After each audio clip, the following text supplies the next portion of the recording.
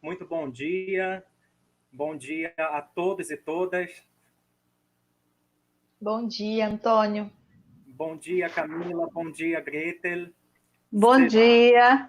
Sejam todos muito bem-vindos e bem-vindas ao nosso painel temático intitulado A Língua Espanhola na Educação Superior em Tempos de Incertezas.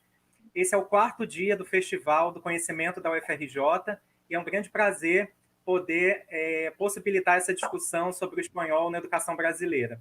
Então, eu farei uma rápida apresentação, uma rápida introdução e vou explicar a vocês como essa atividade vai se organizar. Então, em primeiro lugar, eu queria agradecer muito a participação do nosso apoio técnico, da bolsista Tainá Valadares, que é aluna do 6º período da graduação de Português e Espanhol da UFRJ, que acredito que, eu não sei se Tainá dá para aparecer rapidinho, só para o público, na verdade, te ver. Também bom queria dia. agradecer. Bom dia, Tainá, obrigado pela ajuda.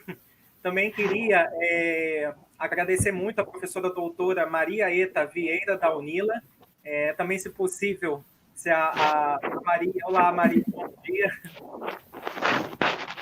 Olá, bom dia. Bom dia. Tainá e Maria estão aqui nos bastidores para nos ajudar, aqui com qualquer imprevisto. Então, assim, até o presente momento também a gente não tem os intérpretes de Libras, não sei se mas a gente vai iniciar a nossa atividade. Então, eu vou começar, obrigado, Tainá, obrigado, Maria. Eu vou começar apresentando as nossas convidadas também da mesa desse debate. Eu começo pela professora doutora Gretel Eras Fernandes, da USP, professora pós-doutora pela Universidade de Múrcia, na Espanha, doutora em Educação e professora aposentada da USP, foi autora de materiais didáticos, consultora do MEC no documento das Orientações Curriculares Nacionais de 2006.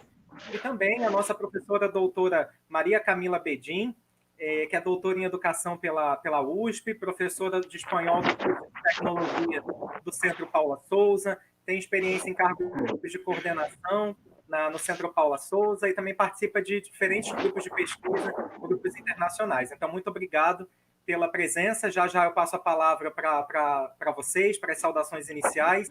Só queria deixar alguns informes para o pessoal de casa, que esta atividade está sendo transmitida ao mesmo tempo pelo Facebook e pelo YouTube do canal Extensão UFRJ. Então, em caso de algum imprevisto, alguma queda de um desses canais, nós recomendamos que vocês busquem outros canais, seja pelo YouTube Extensão UFRJ, Web TV UFRJ, Facebook Extensão ou Facebook Oficial UFRJ. Afinal, estamos num novo universo, né, nessas salas virtuais. Nossa atividade tem previsão de duração de 2 horas, aproximadamente. Então, se você tem algum comentário, alguma pergunta, já posta no chat que a Maria, que está aqui nos ajudando nos bastidores, depois repassa para a gente vai ter o prazer de responder. E, no final, de alguma forma, a gente também vai tentar colocar aí nos comentários os nossos e-mails e canais, talvez, do Instagram para a comunicação futura. Eu queria também já deixar, já comentar, em primeiro lugar, agradecer muito o aceite da Gretel e também da Camila, mas queria deixar evidente que as nossas convidadas também têm ampla experiência em institucionalidades diferentes, contribuindo para pensar de forma singular essas particularidades do ensino do espanhol. Eu também vou acabar participando com algumas colocações, mas a professora Gretel será responsável pela reflexão aqui na mesa dos cursos de licenciatura nas universidades, e a professora Camila será responsável por refletir sobre a presença do ensino de espanhol nos cursos superiores de tecnologia no âmbito da FATEC, e eu farei alguns comentários em relação à institucionalidade dos institutos federais. Então, eu passo a palavra agora para as minhas convidadas, para as suas saudações iniciais. Gretel? Bom dia, muito obrigada, em primeiro lugar, ao professor Antônio pelo convite feito em nome da UFRJ. É um prazer muito grande participar não só desta mesa, mas também deste evento comemorativo dos 100 anos da Universidade Federal do Rio de Janeiro. Fico muito contente do convite, de compartilhar este momento tão importante da universidade e da gente poder discutir um pouco a situação do espanhol no ensino superior brasileiro com vocês. Obrigada. Bom, gente, bom dia. Também, assim como a Greta, eu agradeço o Antônio pelo convite mais uma vez. É sempre bom podermos estar juntos, né, com a Greta ou com o Antônio. E agradeço também ao FRJ, né, por a gente poder estar nesse evento também comemorativo aí dos 100 anos, que é realmente um marco na história. E sempre é bom, como disse a Greta, a gente poder ter um espaço para falar do ensino de espanhol no ensino superior, né? E aí nesses diversos segmentos, como o tecnológico, né? As licenciaturas e os institutos federais. Então vai ser um prazer poder conversar com todos vocês esta manhã. Que bom, eu que agradeço a nossa parceria de sempre. Eu acabei esquecendo de me apresentar, na verdade eu sou o Antônio Ferreira, sou professor aqui da UFRJ, trabalho no Colégio de Aplicação e também atuo no programa de pós-graduação em Letras Neolatinas. Como a professora Greta ele falou, pensar os 100 anos da UFRJ é pensar também a presença do espanhol na universidade, já que a UFRJ foi uma das primeiras a oferecer também a habilitação em espanhol, na verdade não a habilitação em espanhol, o curso de letras, né, desde 1939, também a UFRJ é responsável pela formação de massa crítica de pós-graduação desde 1983, e aí também eu queria recuperar que no ano de 2015 eu organizei um evento, em momento da comemoração da UFRJ Rio 450 anos, um simpósio, naquele momento, há 5 anos atrás, para discutir os 95 anos de ensino de espanhol no Rio de Janeiro, e também uma homenagem à educadora, professora doutora Marilúcia da Cunha Guperman, e contei com a participação na organização da professora Daiane Miranda, do IFRJ, da professora Débora Zoletti, da Federal Rural, da professora doutora Rimena Merino, também da Rural, todas pertencentes comigo também ao grupo de pesquisa Laboratório Interdisciplinar Latino-Americano do CNPq, e temos aí o registro até hoje dessa memória, e acredito também que essa live vai ser histórica para recuperar essa presença do espanhol no sistema educacional brasileiro, o nosso recorte aqui da educação superior. Então, já vou explicar um pouquinho a dinâmica. A nossa proposta aqui de mesa não são falas isoladas, mas sim uma roda de conversa. Na verdade, eu queria convidar a professora Greta para falar também de como surgiu essa proposta de fala, de conversa. Então, na verdade, o que nós pensamos é que estamos num momento muito diferente do que vínhamos vivendo até agora. Nós participávamos de muitos eventos no modo físico, e agora, nestes últimos meses, todos os nossos eventos, aulas, palestras, têm sido virtuais. Estamos nos vendo, conversando através das telas, dos computadores, dos celulares. Então, se mudou a forma de comunicação, a forma de aulas, entendemos que também temos que mudar a maneira de fazer essa interação, não é? Então, se não estamos mais no presencial, estamos no online, vamos também agir de uma outra forma. As lives que já existiam antes ganharam agora uma nova função. Talvez possamos até falar numa nova função para o gênero live, que agora se tornou um gênero live pedagógico, talvez, se é que eu posso falar assim. Então, no caso de uma mesa redonda, nos pareceu um pouco estranho formatá-la da forma tradicional, já que não estamos no ambiente tradicional de uma mesa. Daí essa ideia que tivemos de nos aventurarmos e nos arriscarmos a fazer essa roda de conversa. Não sabemos se vai dar certo, desde já pedimos desculpas caso nos atropelemos um pouco aqui nas falas, mas também estamos todos aprendendo a nos mover nesse novo ambiente. Então, é uma tentativa, vamos ver como funciona. Esperemos que bem. Obrigado, Gretel. Então, a gente também quer incluir vocês, os participantes, nessa roda, nessa interação. E é como eu falei antes, quem já tiver algum comentário, alguma pergunta, já vai registrando no chat, na medida aí das nossas falas, que vai ser um prazer depois dialogar. Então, assim, nosso painel, nossa roda de conversa vai estar dividida em 5 blocos e eu já vou dar início ao primeiro bloco, perguntando à professora Gretel por que o tema da língua espanhola na educação superior é importante do ponto de vista dos cursos de licenciatura. É certo que nós temos nos preocupado muito, de 2 anos para cá principalmente, com a presença, ou melhor, com a ausência, na verdade, do espanhol na educação básica.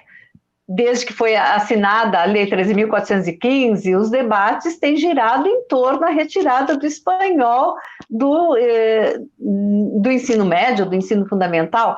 E esquecemos de discutir, esquecemos, entre aspas, evidentemente, de discutir o ensino superior. Daí a importância desta mesa, porque é no ensino superior onde formamos os professores para a educação básica. Se não temos o espanhol na educação básica, para que vamos formar professores? Qual é o sentido de mantermos a licenciatura, de mantermos inclusive o bacharelado? Porque em muitas instituições ainda temos essa divisão, bacharelado e licenciatura, e muitas outras apenas o curso de licenciatura. Porém, qual seria o sentido de continuarmos com os nossos cursos superiores se não temos ou não teremos no futuro, esperemos que continuemos tendo essa necessidade, mas caso não tenhamos mais a necessidade de professores na educação básica, para que formar professores? Então, esta mesa, a meu ver, tem toda a razão de ser. É fundamental discutirmos a essência, a necessidade e a pertinência dos cursos superiores de formação de professores, sim. Camila, eu falei das licenciaturas, porém, você trabalha em outro tipo de instituição superior, que são as FATEC. E as FATEC não formam professores, porém são cursos superiores também. Então, você tem uma outra realidade. Para vocês também é importante manter o espanhol aí ou não faz muita diferença? Faz toda a diferença. Com certeza, nós precisamos muito que os cursos de licenciatura continuem, porque vejam só, um pouquinho mais à frente nós vamos detalhar um pouquinho mais de como o espanhol aparece, né, na nossa instituição, nas FATEC, porém nós temos mais de 40 professores de espanhol, que, para que ali estejam, devem ter passado por essa formação inicial, que são as licenciaturas em língua espanhola, né? Então, como as línguas têm uma grande presença nos cursos superiores de tecnologia, nós precisamos desses profissionais para atuarem nesse campo de trabalho. Então, se as licenciaturas terminam, consequentemente, as FATECs perdem também, porque não terão mais esses profissionais para poder atuarem nos seus cursos. Então, a discussão é extremamente importante, ela começa na licenciatura, que é onde formam os professores, mas que esses professores se distribuem nas outras possibilidades de trabalho, no nosso caso, o ensino superior tecnológico, momento em que o espanhol está bastante presente na nossa instituição. Antônio, então, Gretel falou das licenciaturas, eu estou na FATEC, que é no âmbito do estado de São Paulo. E você, com relação às redes federais, o que você tem para nos falar sobre essa importância do espanhol nesse segmento?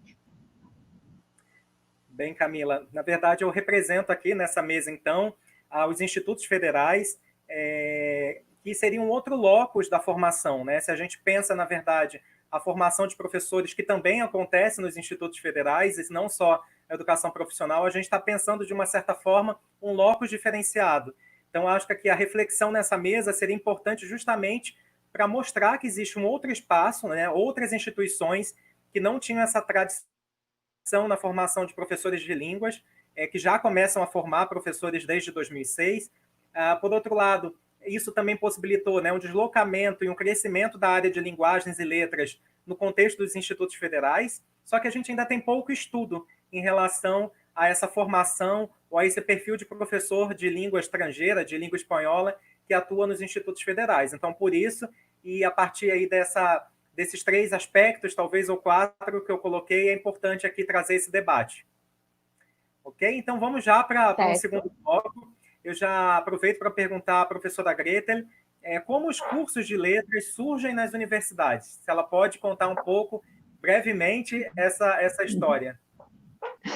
Tá, ok, Antônio. Então, os cursos de letras, não é de hoje que, falando de uma maneira até um pouco informal, são considerados os primos, digamos, os primos pobres das carreiras universitárias. Sempre estiveram em segundo plano. As carreiras mais nobres, como a gente sabe, sempre foram, principalmente medicina, direito, as engenharias, e as carreiras da área de humanas nunca tiveram essa relevância, a sua relevância tão reconhecida pelas instâncias superiores governamentais e mesmo pela sociedade.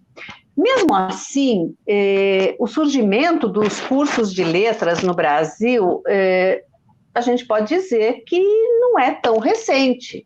Os primeiros cursos de letras surgem na década de 20. Então, nós já temos aí 100 anos de história da presença dos cursos de letras. Não é pouca coisa, considerando a história das universidades no país. Então, acho que a gente pode ver que apesar de não estarmos no topo das carreiras preferidas, nós temos aí já um lastro histórico a que nos reportar. Porém, os cursos de letras só vão se converter, de fato, em carreiras, em cursos universitários, na década de 30, quando surgem as primeiras universidades e já se estruturam esses cursos universitários com mais força. Então, por exemplo, a Faculdade de Filosofia, Letras e Ciências Humanas da USP surge em 34, e aí nós já temos curso de letras. A Universidade do Distrito Federal, no ano seguinte, em 35, a Faculdade de Filosofia, Ciências e Letras do Paraná, em 38, e como você mesmo disse, Antônio, em 39, surge o FRJ, não é? Que inicialmente era a Faculdade Nacional de Filosofia da Universidade do Brasil, né? Que hoje é o FRJ. E a Universidade de Minas Gerais também em 39. Então, nós temos aí, de qualquer forma, entre as décadas de 20 e 30, surgindo esses cursos universitários na área de letras, não é? Então, temos aí já um bom lastro de história.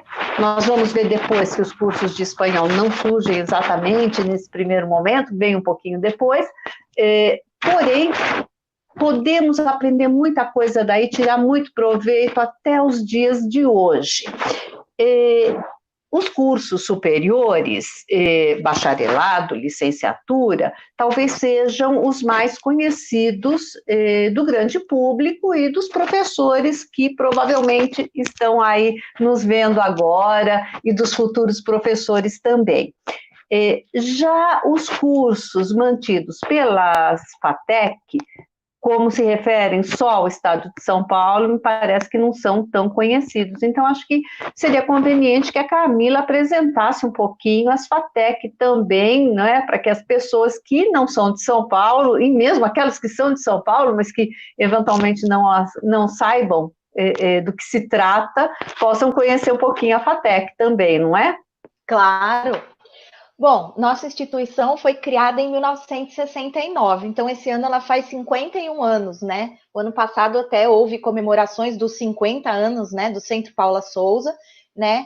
E nós somos, na verdade, uma autarquia do governo do estado de São Paulo, e nós estamos vinculados à Secretaria de Desenvolvimento Econômico, né? Só para passar um pequeno panorama para vocês, exatamente para aqueles que são de São Paulo e não têm muita dimensão do que vem a ser as FATECs, e também para aqueles que são do estado do Rio de Janeiro, que devemos ter muitos colegas aí hoje, né, para poderem entender um pouco disso, né? Então, o nosso centro, o Centro Paula Souza, é a nossa unidade administrativa, ela administra as escolas técnicas, que são o ensino médio, técnico profissionalizante, né? Nós temos 223 unidades espalhadas no estado, só para vocês terem um pouquinho da dimensão, e além disso, ela também administra as nossas faculdades de tecnologia, que são as FATEC, que somos 83 unidades também espalhadas no estado de São Paulo, né?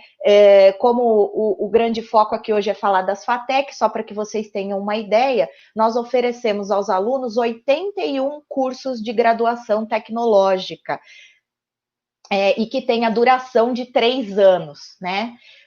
Além disso, o nosso Centro Paula Souza também oferece a possibilidade de o aluno estudar uma pós-graduação, lato e estrito sensu, e também oferecemos cursos de atualização profissional e cursos de extensão.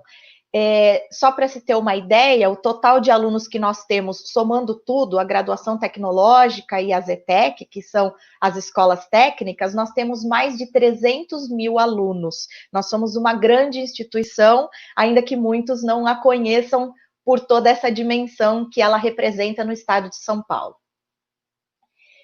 Bom, nós temos um pouco da FATEC, que aí representa o estado de São Paulo, porque ela só está presente nesse estado, mas aí a rede federal está por todo o Brasil, né, Antônio? O que você pode nos contar um pouquinho de como são aí os institutos federais, o que são eles?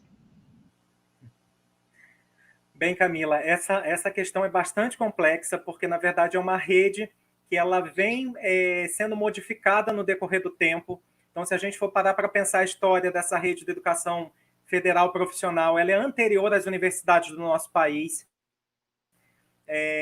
No ano passado, essa rede completou 110 anos de comemoração, então é interessante que a gente tem primeiro educação profissional no país, antes da formação de professores, e antes das universidades, e no decorrer do tempo, essa rede foi recebendo alguns nomes, como escolas técnicas de aprendizes artífices, centros federais, e desde 2008 a gente tem a constituição dessa identidade também visual, que todo mundo conhece, que são os institutos federais, que é uma rede que está presente em todos os estados da confederação, com mais de 660 campi espalhados por todo o país, mais de 1 milhão de matrículas, e quando eu falei em 1909, na verdade, quando essa rede começa, mas, por outro lado, essa rede vai agregando outras instituições. Por exemplo, no ano de 2012, os institutos federais incorporaram também nessa institucionalidade o Colégio Pedro II, que já estava presente e tem uma grande marca, né, educacional do nosso país.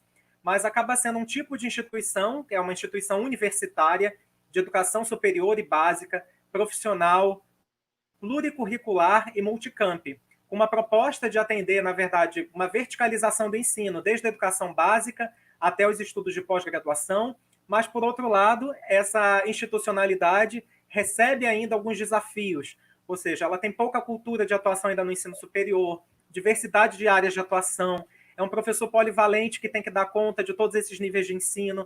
Às vezes os cursos acabam sendo criados por uma normatização e não necessariamente vocação, né? Então, acaba sendo uma instituição que cresce, né, próxima ao papel da universidade, mas, ao mesmo tempo, né, os teóricos da educação profissional colocam que ela deve buscar uma configuração própria, um rumo próprio, mas também, ao mesmo tempo, acaba sendo uma instituição singular no país, por essa multiplicidade aí de papéis, né, de funções. Então, agora eu vou perguntar já para a Gretel, iniciando aí o nosso terceiro bloco, se a Gretel pode fazer um breve panorama da presença da língua espanhola nesses cursos de licenciatura que ela comentou agora há pouco.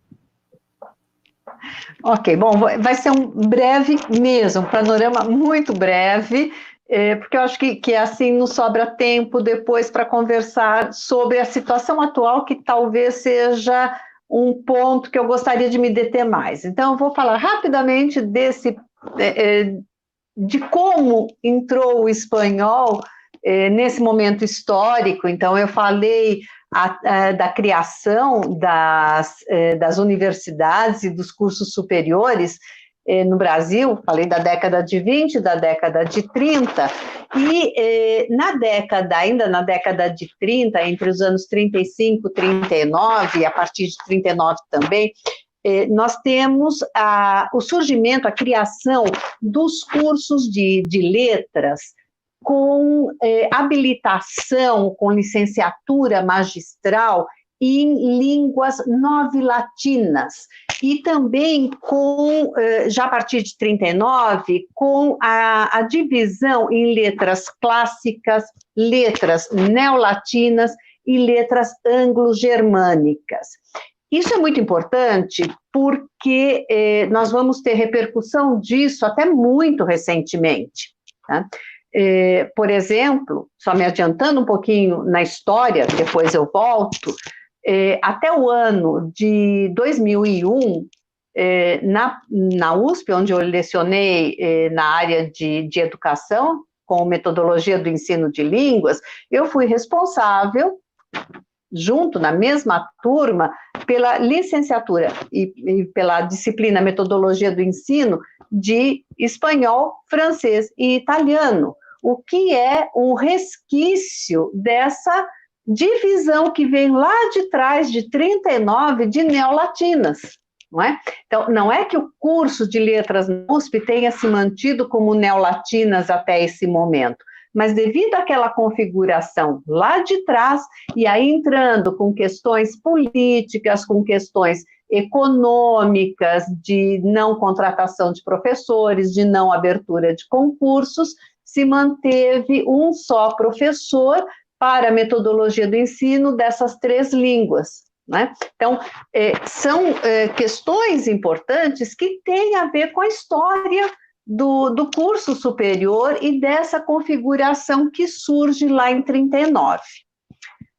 Paralelamente a isso, já essa configuração que supôs a longo prazo um complicador, não é? E aí pensando, logicamente, no nosso caso de espanhol, mas não só, isso foi um complicador para vários idiomas.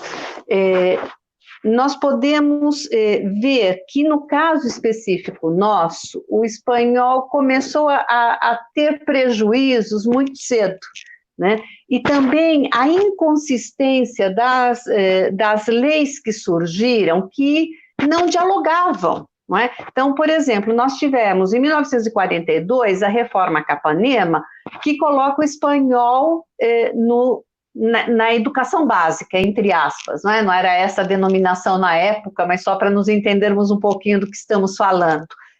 Mas nós não tínhamos, até então, um curso de formação, um curso superior de formação de professores de espanhol consistente, bem articulado, mas tínhamos o espanhol na educação básica.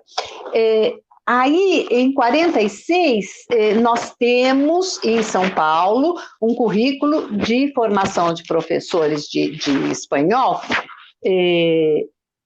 que tem uma duração de 3 anos, tá? Em língua e literatura. E também para francês, 3 anos de língua e literatura, para italiano também 3 anos. Porém, quando...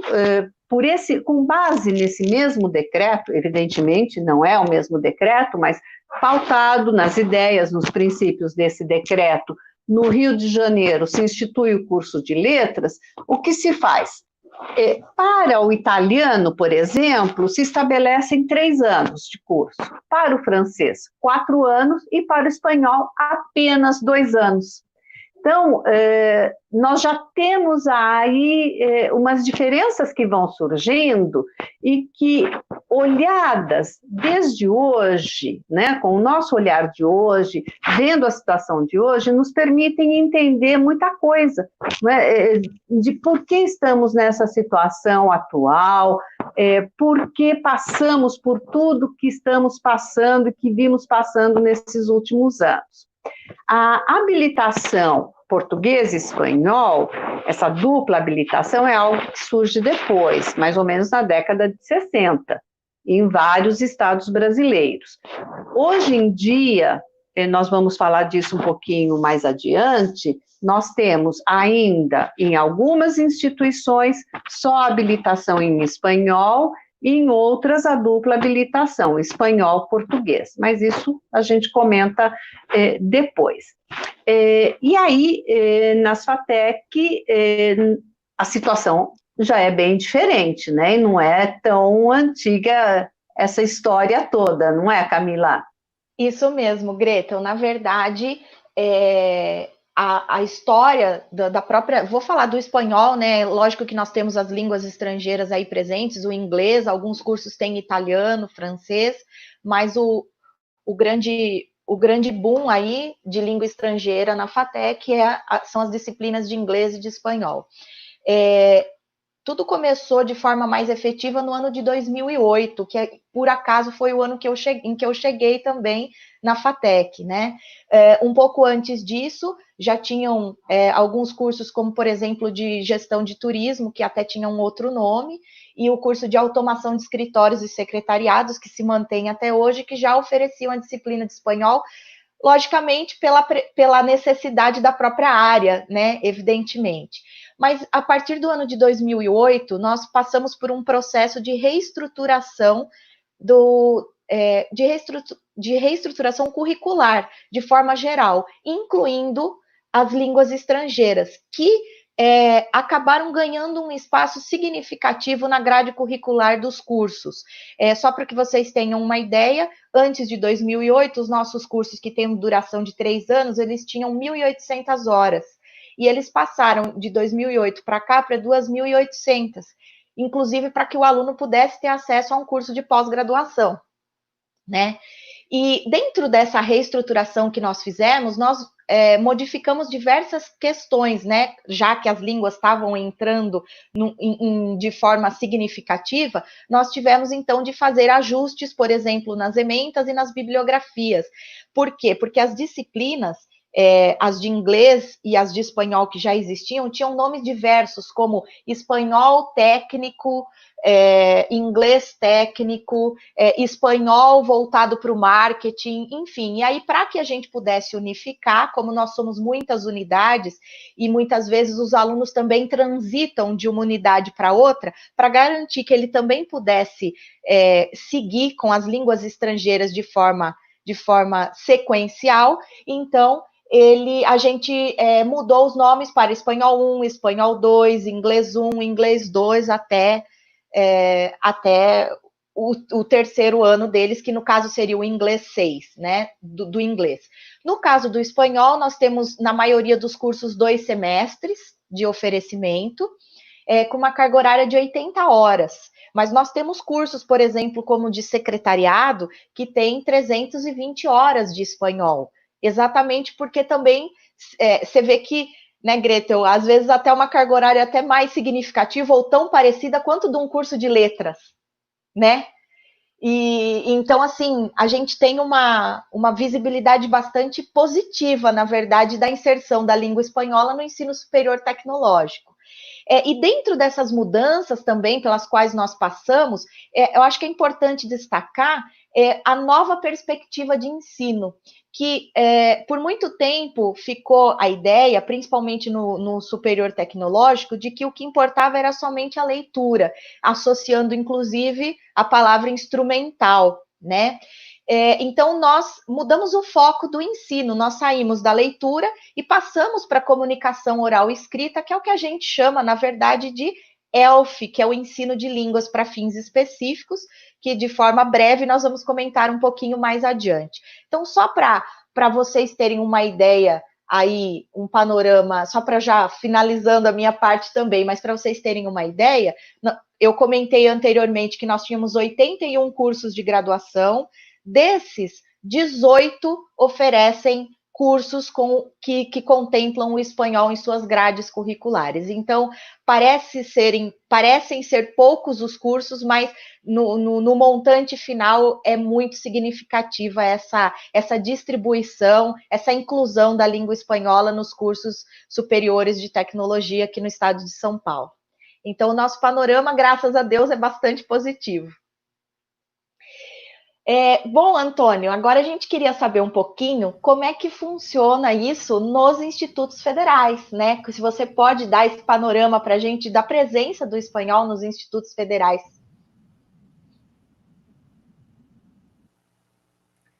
Oi, Camila, outro assunto complexo para abordar, porque, assim, queria deixar muito claro, assim, diferente dos concursos, né, de seleção de professores para as universidades e também para o Centro Paula Souza, para as FATECs, nos institutos federais que foram, né, incorporando instituições, mudando de nome, atualmente institutos federais, mas foram, né, ressignificando a sua identidade enquanto instituição, nós nunca tivemos um concurso para atuação somente desse professor, do futuro professor dessa instituição para o magistério superior, somente para o ensino superior.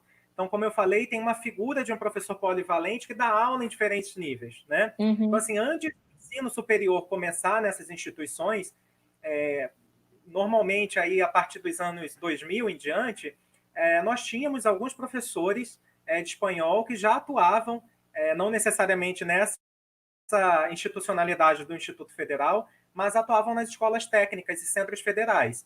Mas, por outro lado, não há uma precisão histórica em relação a uma data e uma instituição que marque aí a presença do espanhol. É claro que a gente percebe que existe, sim, uma entrada tardia, comparada aí à presença da língua inglesa, que, sim, o espanhol esteve primeiro presente no componente curricular técnico, e também, como dialogando com o que a Camila colocou, uma certa presença e uma confusão teórica de abordagens entre instrumental e fins específicos. E aí queria só mostrar que no ano de 2017 eu tive a possibilidade de organizar essa obra, que compilou 43 artigos de colegas dessa rede, com 67 autores, representando todo o Brasil, num momento muito tenso, naquele momento, a aprovação da medida provisória 746, que fez com que a gente revisitasse todos os capítulos, porque até então a gente não tinha incluído essa retirada, né? A revogação da lei do espanhol naquele momento. Mas essa publicação, eu acho que foi um marco para mostrar que, de certa forma, a gente carecia de um histórico da profissão nessas instituições, né? Carecia, na verdade, de mostrar para as próximas gerações, para os futuros também professores, que prática, que ensino de língua estrangeira adicional é essa que acontece no âmbito tecnológico dessas instituições, né? Então, a obra possibilitou, através de memórias de professores, experiências didáticas, já relatar práticas na educação básica e também no ensino superior, que eu vou falar daqui a pouquinho de quando surge a presença do espanhol nos cursos de licenciatura. Então, agora, vou fazer diferente, a gente está entrando no quarto bloco, eu vou passar a pergunta para a Camila. Camila, eu queria saber, agora a gente já vai entrar nesse debate de quais são os saberes necessários para o professor, que discursos sobre docência circulam. Eu queria que você comentasse um pouquinho quais são, então, os saberes necessários para esse professor de espanhol que já atua ou que pretende atuar nas FATECs. Muito bem. Como eu comentei aí no finalzinho da minha fala anterior, a mudança do foco no ensino, que saiu de leitura para um ensino mais voltado à comunicação, né? Que é o ensino de línguas para fins específicos com as suas várias dimensões, né? No nosso caso mais especial, para fins profissionais, certo? O que a gente espera de um professor de espanhol, ou enfim, de língua estrangeira na FATEC, é que ele, ou o que a gente esperava, é que ele tivesse essa formação, afinal de contas, ele precisa disso para poder atuar. Só para que, como nós não vamos falar teoricamente sobre isso, só para o pessoal se situar, quando a gente fala de fins específicos, a gente pode contrapor, de certo modo, com o ensino de línguas para fins gerais, que é o que geralmente a gente faria, ou mais comumente nós faríamos numa escola de idiomas, em que eu recebo vários alunos com diversas necessidades e que, ao mesmo tempo, todo mundo acaba tendo um grande objetivo para todos aqueles que estão aí. No caso das FATEC, por sermos cursos de tecnologia, a gente tem de pensar para cada curso. E pensar para cada curso requer você ter uma formação, um preparo para que você consiga atuar nesse segmento. E o que nós descobrimos, assim, recentemente, é que existe uma lacuna na nossa formação inicial, né? Portanto, nos nossos cursos de letras, na nossa graduação. Nós não temos essa formação, né? Não existiu na nossa formação uma disciplina que versasse sobre os fins específicos, ou sequer nas aulas de metodologia de ensino de línguas nos foi falado, né, Greta? Nos foi falado sobre isso. E isso é um grande mercado que a gente tem de atuação, uma vez que os cursos de licenciatura têm diminuído no Brasil. Então, as FATEC, os próprios institutos federais, e não digo só as FATEC, a própria ETEC, que tem o ensino profissionalizante. Então, da mesma forma que eu tenho o curso de logística na FATEC, eu também tenho o curso de logística na ETEC, no nível do ensino médio, né? Então, a gente precisa desse professor que tenha essa visão para o fim específico. Bom, e se a gente detectou essa lacuna, se esse professor não teve essa preparação, então o que o Centro Paula Souza fez e faz para que a gente possa, pelo menos, suprir parcialmente, porque aí totalmente também vai da autonomia de cada um buscar essa formação que lhe falta, né? Mas o Centro Paula Souza tem oferecido diversos cursos na nossa área, né, na área de LINF, né, de línguas para fins específicos, para que o professor possa conhecer um pouco mais sobre isso, também, às vezes, voltado um pouco para a questão das metodologias ativas, que hoje está muito em pauta essa questão, mais especificamente para o ensino de idiomas, né? Então, trazendo também esse olhar de que se tem que analisar exatamente o curso com o qual você trabalha para poder elencar as necessidades e, diante disso, você preparar as aulas de acordo com a necessidade daquele curso, né? Um pouquinho mais a gente vai falar sobre isso também, mas só dando um pitaco rápido, recentemente nossa equipe de espanhol fez uma pesquisa com o setor produtivo e levantou alguns dados ou algumas necessidades desses profissionais que a gente forma. Então, a gente conseguiu elencar as necessidades por eixos tecnológicos, né? Os eixos tecnológicos, os nossos cursos, eles estão elencados dentro deles, né? Então, quem quiser consultar, eles estão dentro de um documento que se chama Catálogo Nacional dos Cursos Superiores de Tecnologia. E aí vocês podem conhecer esses eixos, né? Então, além disso, né, desses cursos de capacitação, para que a gente possa atuar de forma efetiva, né, e que tenha um porquê de estarmos ali e de nos mantermos ali, a gente também tem, desde 2007, né, um pouco antes até da inserção em grande escala no Centro Paula Souza, um congresso da nossa área, que se chama CBTEC, e cujo objetivo é exatamente tratar de questões de ensino de línguas para fins específicos nesse ambiente que é o ensino superior tecnológico, né? Então, isso é bastante importante. Então, foi detectada uma lacuna, mas a gente, com as pesquisas e com os cursos que a gente vem oferecendo, a gente procura sempre oferecer essa oportunidade para o professor se atualizar. Bom, então, vocês veem que os âmbitos são bastante distintos, porém o objetivo é sempre o mesmo, né, no fim das contas, né? No caso dos institutos federais, Antônio, como é que fica esse cenário, como é que fica esse panorama do espanhol? Como que fica essa formação dos professores? Que tipo de formação o professor precisa ter para atuar nesse segmento de ensino? Sim.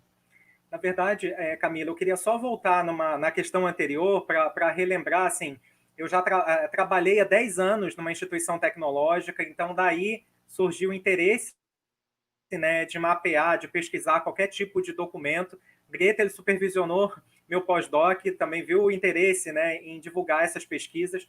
Mas, assim, voltando à questão da presença, antes de falar da formação, eu acho que o espanhol, a partir de levantamentos, esteve presente em 3 momentos dessa rede dos institutos. Primeiro, a partir de 1991, ali no boom do Mercosul. Depois, a partir dos anos 2000, quando a gente tem a primeira presença de cursos da área de serviços, de turismo nessa rede, o que demandou a presença de outras línguas também estrangeiras.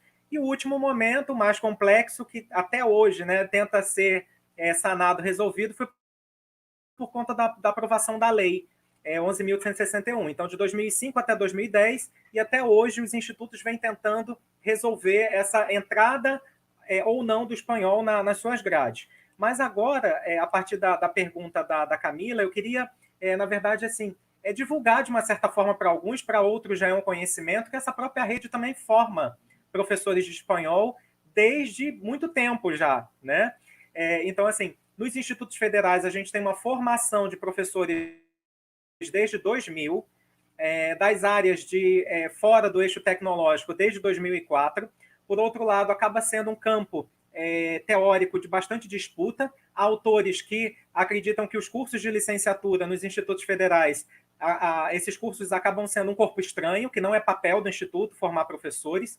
Por outro lado, há pesquisadores que mostram um certo deslocamento do número de matrículas para esse novo locus, para esse novo espaço de formação, mostrando que sim, o Instituto Federal pode oferecer uma formação de professores mais próxima ali da educação básica, já que o mesmo professor que dá aula no ensino superior é aquele que dá aula na educação básica. E em termos da licenciatura em espanhol ou português e espanhol nessa rede, nós temos exatamente 6 cursos. E aí eu queria muito destacar aqui quais são esses institutos, porque eu acho que eles fazem um trabalho muito importante, né, nos seus respectivos estados e nacionalmente, pensando nessa formação. Então, os 2 primeiros cursos que nasceram juntos, sem nenhuma comunicação entre ambos naquele momento, no Instituto Federal do Rio Grande do Norte, Instituto Federal de Roraima, que oferece licenciatura antes mesmo da mudança dos Cefetes para os institutos federais, ou seja, desde 2006. Depois, o Instituto Federal de Brasília e Sudeste de Minas Gerais, desde 2013. Instituto Federal do Rio Grande do Sul, desde 2016. E Instituto Federal de São Paulo, desde 2017. Então, daria para falar muita coisa dessas concepções que circulam de formação. Eu só queria destacar que, na verdade, a partir de dados gerados, de dados mapeados, o que esses professores, né, eu pesquiso nessa linha de narrativas de professores formadores, eles acabam colocando muito essa pouca experiência, pouca atuação no ensino superior. Eles acabaram fazendo um concurso e não sabiam que iam dar aula nos cursos de licenciatura. Então, às vezes, falta, na verdade, essa experiência, né? Porque é uma outra linguagem, é um outro público, né? É uma outra ressignificação de identidade também. Então, eles acabam levantando muito essa questão da polivalência. Às vezes, são professores que ainda estão buscando uma concepção de linguagem, uma concepção de trabalho, e às vezes têm as concepções metodológicas, mas uma coisa seria as abordagens metodológicas, e outra coisa, na verdade, é que concepção de linguagem a gente, né, monta os nossos cursos, e de uma certa forma apontam bastante esse ato, essa ausência da formação que acontece na universidade para os institutos federais. Ou seja, parece que são 2 blocos que não se comunicam, né? Às vezes, porque não se conhecem, mas às vezes porque há, na verdade, um certo distanciamento que é criado. E agora eu queria perguntar para a Greta, diante dessa realidade que eu e Camila colocamos, na verdade, como ela vê isso nesse cenário atual, ou seja, no âmbito da formação do professor, como nós estamos? Bom, a formação de professores é bastante complicada, como vocês já sinalizaram um pouco, não é? Provavelmente vocês que estão aí nos acompanhando do outro lado devem ter conhecimento das diretrizes nacionais para a formação de professores que foram publicadas no ano passado, em 2019. No artigo 4º, dessas diretrizes estão estabelecidas quais são as competências que o licenciando em letras deve desenvolver e que estão relacionadas a 3 dimensões específicas, que são o conhecimento profissional, a prática profissional e o engajamento profissional. Só que nós temos, só um minutinho, que eu estou aqui com um probleminha, um minutinho só, por favor. Não sei se está tendo algum ruído aqui com o meu som. Se tiver algum ruído, por favor, pessoal que está aí, me avise que eu tento resolver aqui. Eu não sei se tem ruído. Tem ruído, Antônio? Greta, eu acho que essa pecinha do microfone que talvez seja melhor você, infelizmente, segurar. Ou tudo talvez... bem, eu vou segurar para ver se para. Melhora segurando? Melhorou um pouquinho. Camila, assim também? Sim, ficou perfeito agora. Ok, então fico segurando aqui para evitar ruídos aí. Desculpem, tecnologia tem essas coisas. Enquanto a gente não domina, tem que se sujeitar e ir se adaptando a isso, tá bom? Bom, então, continuando. Estava falando dessas diretrizes que surgiram o ano passado e que falam dessas 3 dimensões, não é? O conhecimento profissional, a prática profissional e o engajamento profissional. E, por outro lado, mudam a carga horária dos cursos de letras, que aumentam para 3.200 horas, divididas em 3 blocos, não é? 800 de conhecimentos científicos, educacionais e pedagógicos, 1.600 de conteúdos específicos das áreas e 800 de práticas pedagógicas. Bom, olhando esse documento, que provavelmente vocês já analisaram, já leram, conhecem com maior ou menor profundidade, mesmo porque é um documento novo, então talvez muitos não tenham tido ainda chance de ler com detalhe, de se deter nas minúcias dele. Confesso que eu também não pude ainda parar para analisar cuidadosamente, a fundo, mas fui parando em alguns pontos, e aí eu fiquei me questionando o que esse documento traz de novidade, não é? Porque quando ele fala no desenvolvimento dessas competências, isso me remeteu a uma fala, a um texto, na verdade, do professor Wilson Leffa, de 2001, em que ele cita exatamente essas questões que o professor de línguas estrangeiras tem que ter, em primeiro lugar, domínio da língua que ensina. Quer dizer, parece algo óbvio que o professor de língua estrangeira tem que saber a língua que ele vai ensinar, não é? E que tem que ter também domínio da ação pedagógica, não é? Ou seja, o que está no documento recente de 2019 já vem sendo falado pelo menos desde 2001. Então, depois de 18 anos, o que há de novo nesse texto? Não é? Por um lado, nós podemos criticar o documento, que não traz nenhuma novidade, mas, por outro lado, podemos criticar também as instituições de ensino superior que talvez não tenham feito nenhuma modificação nos seus planos de curso de formação de professores, não tenham feito uma atualização como é necessário. E uma prova disso é o que a Camila comentou sobre essa necessidade de incluir essa preparação para o trabalho com ELF, com o ensino de línguas para fins específicos.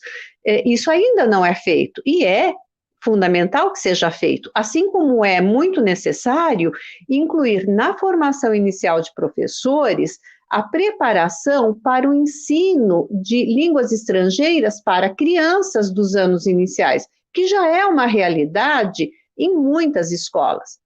Poucas, menos das que nós gostaríamos, mas em muitas escolas já acontece esse ensino, e o professor não tem essa preparação.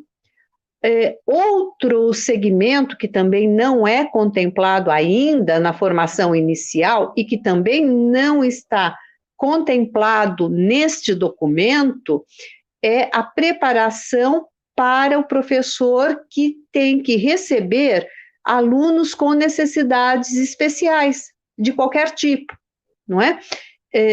Ou seja, o documento não avança e os cursos de formação de professores também não avançam nesses sentidos. Então, não é só olhar os textos legais, claro que é preciso olhar para eles, mas também temos que olhar para o que estamos fazendo dentro das universidades. Também temos que pensar que isso faz parte, como já dizia a professora Maria Inês Almeida, da Faculdade de Educação da USP, num trabalho dela de 2005, que tudo isso faz parte da competência profissional. De novo, nós temos aí a terminologia competência profissional, que o documento de 2019 vai outra vez trazer. Então, estamos sempre dando voltas na mesma questão da competência profissional, e não conseguimos alcançá-la. É evidente que são muitas frentes a serem atingidas, a serem desenvolvidas, a serem trabalhadas de maneira eficaz. É muita coisa para ser feita, mas temos que encarar isso. Em algum momento, nós vamos ter que parar e dizer, bom, peraí, formação inicial, qual é, de fato, o perfil do professor, não só que nós queremos formar, mas que nós precisamos formar. Ainda mais se nós levarmos em consideração que essas mesmas diretrizes de 2019 estabelecem que em até 2 anos, ou seja, até 2021, portanto, nós vamos ter ENAD específico para línguas estrangeiras. Bom, isso nos traz alguns questionamentos muito sérios. Por exemplo, como serão avaliados os conhecimentos linguísticos e tudo o que isso envolve? Ou seja, os conhecimentos socioculturais, os conhecimentos discursivos, pragmáticos, literários, tá? Quem e com base em quais parâmetros vai elaborar esses exames para a área de língua espanhola e das demais línguas estrangeiras? Então, quem está por trás desses exames? Ok, o ENAD é elaborado pelo INEP, mas como vão ser escolhidos, selecionados os profissionais que vão elaborar esses exames e em quais princípios e parâmetros eles vão se pautar? E uma outra questão também que eu me faço é se o ENAD vai avaliar também a competência, a expressão oral, melhor dizendo, a expressão oral em língua estrangeira ou apenas a expressão escrita, não é? Porque as aulas são orais, as aulas não são ministradas de forma escrita. Então, uma coisa é a competência oral do professor e outra a escrita. Não é? Então, se o ENAD só for avaliar a expressão escrita, acho que temos um problema aí. E uma outra competência que acredito eu que deveria estar presente no ENAD é a competência profissional do professor de línguas estrangeiras e não apenas a oral ou escrita em língua. São questões que o documento não explicita. Então, bom, pensando nisso tudo, fica claro que temos aí muitos problemas no âmbito da política de ensino de línguas. Todos eles, a meu ver, estão relacionados dentro desse grande espectro que são as políticas de ensino de línguas, que deveria, e como me parece que fica claro pelo que eu acabei de dizer, deveria e não faz propiciar uma boa circulação de informações e de decisões, não só de cima para baixo, mas também entre os profissionais da área, professores e pesquisadores. Essas decisões também deveriam ser tomadas em conjunto, não apenas circular verticalmente, mas também ser tomadas em conjunto, ou seja, todos deveríamos estar participando da tomada dessas decisões, para que nos sentíssemos também deliberadores a respeito, porque, afinal de contas, somos nós os principais interessados, já que somos nós os que estamos na linha de frente da formação de professores e depois que estamos na linha de frente na sala de aula com os alunos que vão aprender as línguas estrangeiras. Então, quem está lá em cima, no INEP, no MEC, não está na sala de aula, muitas vezes, na maioria das vezes, talvez, não é? Então, como a decisão, esse poder de decisão fica apenas na mão deles. Então, todas essas questões, e aí se a gente soma com esses preceitos também de decisões políticas que estão contemplados na Lei 13.415, né, que impõe uma política linguística restritiva, que desconsidera toda essa história do ensino de línguas no país, que nós começamos a falar no início desta live, desta roda de conversa, que falamos bastante nos vários segmentos, nos institutos federais, nas FATEC, nas universidades, essa lei que priva os estudantes do ensino fundamental de terem acesso a várias línguas estrangeiras, restringe apenas uma, e não estou reclamando que essa língua seja o inglês é fundamental, eu me oponho a que seja apenas o inglês, né? Essa é a minha grande questão.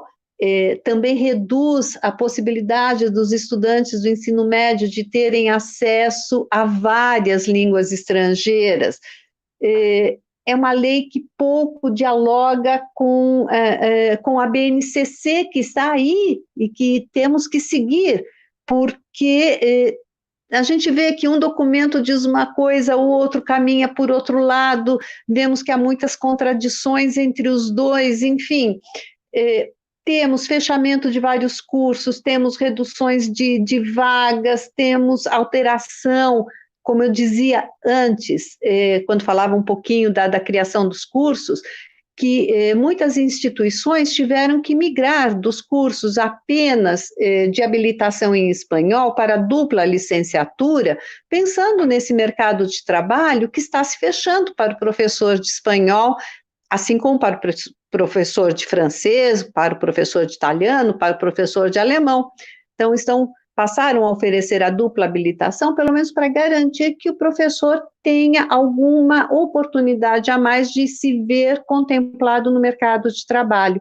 Então, nós temos aí, em termos de políticas linguísticas e de momento de discussão e dessas diretrizes nacionais que surgiram agora, muita coisa que nos espera e que precisamos estar muito atentos, discutindo, participando dessas discussões e não ficando à margem, não nos deixando levar de maneira apática, não.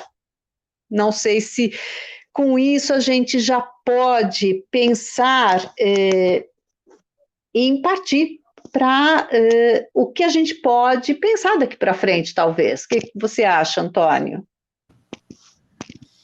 Bem, Greta, realmente, chegamos agora no nosso último bloco aqui da roda de conversa do painel.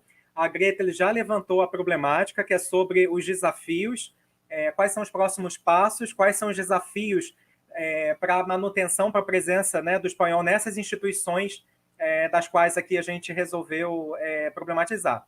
Então, assim, no âmbito dos institutos federais, eu queria retomar que, na verdade, desde 2017, desde o governo, desde aquele momento do golpe, desde o governo do Temer, a gente tem várias, e aí articula tudo isso com esse momento político que a Greta trouxe, em relação à reforma do ensino médio, a gente tem vários ataques em relação à institucionalidade do Instituto Federal. Na verdade, o MEC querendo, na verdade, romper o próprio CONIF, que é como se fosse uma associação que representa esses institutos, já que o Instituto Federal tem uma autonomia, né, para decidir como vai implementar as políticas, mas o MEC, naquele momento, quis romper esse acordo, né, entre os reitores dos institutos federais para que, de uma certa forma, alguns institutos pudessem implementar a nova reforma do ensino médio. Com isso, o desejo era um programa médio tech, de não oferecer a formação integral, mas uma formação voltada só para o mercado de trabalho, dando certificação em partes, né, dessa educação que o aluno receberia. Fora isso, no momento ali de comemoração, né, aos 110 anos, um não repasse de verbas, o que também é muito preocupante quando a gente tem uma rede que cresceu tanto, como eu falei no início, com mais de 161 campi, como a gente consegue manter essas instituições com falta de repasse de verba. Pensando agora em relação ao recorte, né, da nossa mesa, para o ensino de espanhol nessas instituições, assim, o que fica muito visível, e aí a minha fala é pautada em alguém que é militante, que está presente nos eventos, que organiza simpósios e grupos temáticos com essa discussão e conversa com professores que trabalham nessas instituições, é que ainda falta uma política mais igualitária e comum a todas essas línguas estrangeiras e adicionais. Na verdade, uma demanda para a gente pensar uma prática de espanhol mais consciente, crítica também da própria realização de concursos públicos com perfil de habilitação única, né? Há já estudos e relatos de perfis de professores de espanhol duplo, que é muito comum, infelizmente, português e espanhol, mas triplo e também incluindo, às vezes, português, inglês, espanhol e libras, o que é inviável na prática do professor, né? Desenvolver todas essas competências.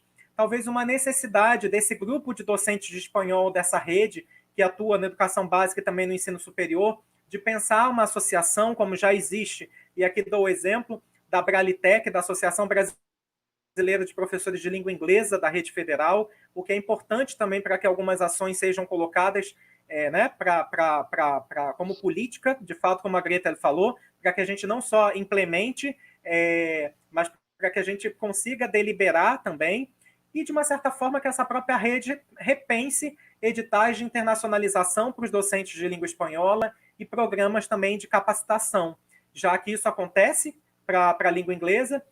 Os primeiros editais saíram para atividades, né, relacionadas a isso, de língua espanhola, mas programas de internacionalização não na mesma igualdade ao dos professores de língua inglesa, que passam, se não me engano, 3 meses fora, né? Como eu falei, por conta da minha vivência em eventos, por exemplo, no último Congresso Brasileiro de Professores de Espanhol, tivemos 2 simpósios em que a temática era justamente essa, e o cenário apresentado pelos colegas docentes não foi nada animador. Então, ao mesmo tempo que as instituições têm autonomia, por conta da lei federal, algumas instituições ainda mantêm o espanhol como disciplina optativa, em outras, o espanhol, na verdade, assumiu um papel, foi retirado dos currículos, permanece normalmente na educação superior, porque está presente em cursos também tecnológicos, de turismo, nas licenciaturas. As próprias licenciaturas estão pensando possibilidades de uma dupla habilitação, aquelas que oferecem só uma, já para pensar também a inserção desse profissional no mercado de trabalho. Muitos institutos criando grupos de discussão e elaboração de documentos internos para a permanência da língua espanhola no currículo. Como eu mesmo falei, o Instituto Federal é uma autarquia que tem autonomia e pode manter uma educação plurilíngue. Por outro lado, queria já destacar que a gente tem, de uma certa forma, um crescimento da produção científica nessa área, o que é muito importante. Até, por exemplo, a própria professora Thelma Jimenez menciona que os nossos textos, o nosso trabalho, contribui para que a gente modifique, né, o campo de atuação, que a gente desenvolva políticas mais de intervenção, e através desses grupos a gente precisa criar, na verdade, princípios. Então, no último CBPE, que ocorreu na Federal do Amazonas, esses 2 simpósios criaram naquele momento que a gente chamou uma carta de repúdio. Eu também participei da elaboração desse documento, ali divulgando princípios para que a gente pense uma educação mais plural e a presença do espanhol nesses currículos. Só queria finalizar dizendo que, na verdade, assim, retomando, me apropriando de um pensamento do professor Almeida Filho, que nos últimos anos vem também trabalhando com essas questões de ensino em contextos tecnológicos, que ele menciona que, de fato, isso precisa ser uma pauta da agenda brasileira dos estudos para que a gente pense em como articular essas políticas, né, que a Greta mencionou, mas, na verdade, uma implementação desses cursos com uma devida reflexão, para que isso, né, não possa ser, não acabe sendo atropelado. E aí eu queria também agora passar a pergunta para a Camila, para que ela pudesse analisar esse cenário atual também nas FATECs. Vamos lá, então. Bom, a gente tem tido movimentos, como eu já tinha dito anteriormente, bastante positivos diante de tantas questões negativas que a gente vê, né? Acho que algo positivo precisa aparecer. Lógico que sempre poderia ser melhor. Por exemplo, se eu for falar da carga horária, se nós formos fazer um comparativo, também reitero com a Gretel, obviamente que o inglês é imprescindível, e como eu disse, ele tem que se manter, mas é importante que fosse dado também, um mesmo olhar para a língua espanhola, ainda que ela tenha crescido exponencialmente do que era e do que estamos hoje. Se nós fôssemos comparar, né, se eu fosse trazer aqui os dados todos, a maioria dos cursos de inglês tem, nos 3 anos, inglês de 1 a 6, né? Então, todos os semestres, durante os 3 anos, tem inglês. Espanhol, na grande maioria, ou boa parte dos cursos, tem apenas 2 semestres. Então, a gente fica entre 80 horas de espanhol contra 240 horas de inglês. E, repito, a gente não quer que tire inglês para pôr espanhol, em hipótese nenhuma. Quanto mais a gente puder ser plurilíngue, esse é o nosso objetivo, né? Então, e é o que eu já falei em outros momentos, até numa mesa há um tempo atrás com a Greta e com o Antônio. O fato, às vezes, da gente ter também mais semestres de inglês, que poderia ser italiano, francês, tá, gente? Aqui é a realidade. E 2 de espanhol, 6 de inglês e 2 de espanhol, de alguma maneira, isso reflete a pouca importância que o espanhol tem, não é pouca importância, mas assim, que não é tão importante quanto eles entendem que o inglês é, por isso que tem uma carga horária menor. Assim é o meu olhar. Mas veja, isso não é que é uma reclamação, não é nesse sentido, mas é uma constatação de uma realidade. Então, assim, poderíamos, já que estamos dispostos a oferecer língua estrangeira, no caso, como eu disse, que o inglês e o espanhol estão em maior quantidade, que pudesse ter a mesma carga horária, até para os alunos entenderem, olha, temos 6 semestres de inglês, mas temos 6 de espanhol, entendeu? Que fossem 4 de inglês, 4 de espanhol. Não estou falando de números, eu estou dizendo, podia ser 2 de inglês, 2 de espanhol. Também não estou dizendo isso para diminuir inglês, estou dizendo para que se pudesse equiparar, que é o que o Antônio levantou aí, e que a Greta eu venho falando desde o começo da nossa apresentação, que desde da década de 40, vamos arredondar a conta, que o espanhol sempre teve um espaço mirradinho no mercado. Né? Se vocês forem estudar a história da inserção do espanhol no Brasil, e nós temos vários textos que falam muito bem sobre isso, né? Vocês vão ver que o espanhol, sim, ele aparece na história do Brasil, aí, na história da inserção do espanhol no Brasil, mas sempre bem pouquinho, 2 semestres, 1 semestre. Né? Então, eu também acho que o nosso olhar é para o plurilinguismo, independente de quais línguas estejam nesse leque, em primeiro lugar. Em contrapartida, né, paralelo a tudo isso, né, que é algo que a gente tem que pensar, foi escrito há pouco tempo, não sei exatamente o ano, que agora eu me esqueci, que são muitas datas, né, muitas emoções, o próprio Centro Paula Souza, né, em nome da nossa superintendente, a professora Laura Laganá, redigiu um documento que se denominou, políticas linguísticas do Centro Paula Souza, ou seja, enaltecendo a importância de que os cursos de tecnologia do Centro Paula Souza, os superiores, tenham as disciplinas de línguas. Não determinou quais deveriam ser, como fazem os documentos oficiais, né? E também não determinou a carga horária, afinal de contas, né, não era essa a intenção. Mas só de haver um documento que partiu da superintendência da instituição é algo salutar, com certeza.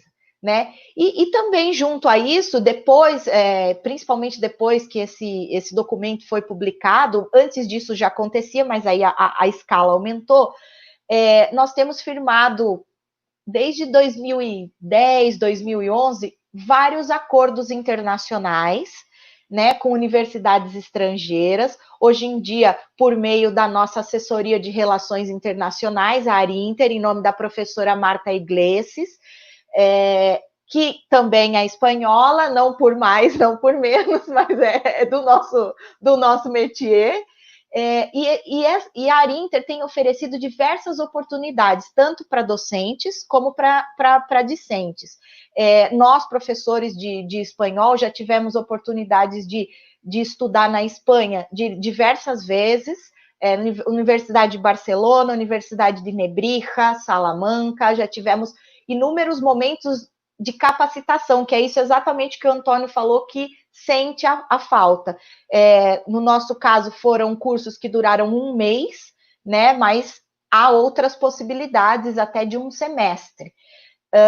No caso dos discentes, a gente tem vários programas que estão vinculados, inclusive, com Santander Universidades, como as becas ibero-americanas, o Top Espanha, uma outra bolsa que entrou faz uns 2 anos que chama ProMaipes, e que só para vocês terem uma ideia, os alunos têm a possibilidade de ir para diversas universidades nesse ProMaipes, e cada vez que abre esse programa são, em média, 80 vagas para os alunos poderem viajar, quando as ibero-americanas são 10 vagas, e os Top Espanha são sempre 3.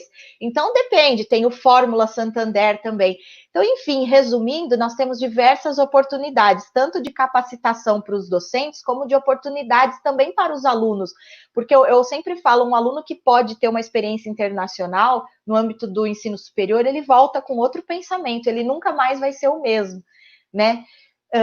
Além disso, também algo novo que aconteceu faz um mês, um movimento de internacionalização dos professores pesquisadores, que na nossa instituição nós denominamos como RJIs, que são os professores que estão em regime de jornada integral, portanto, os de dedicação exclusiva, como eu, por exemplo, né?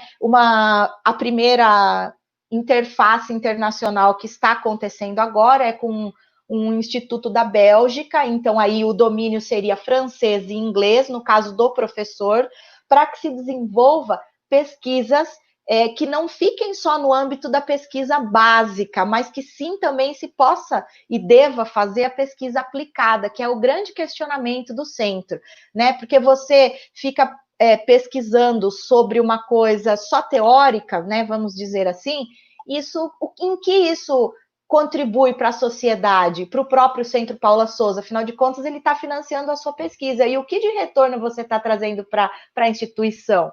Né? E então, qualquer pesquisa que a gente desenvolva, a gente tem que pensar isso, em prol de quem e de que a gente desenvolve essa pesquisa, em que eu posso melhorar, né? Isso graças a Greta, eu aprendi muito com ela na época do meu doutorado, que ela me dava várias perguntas para responder.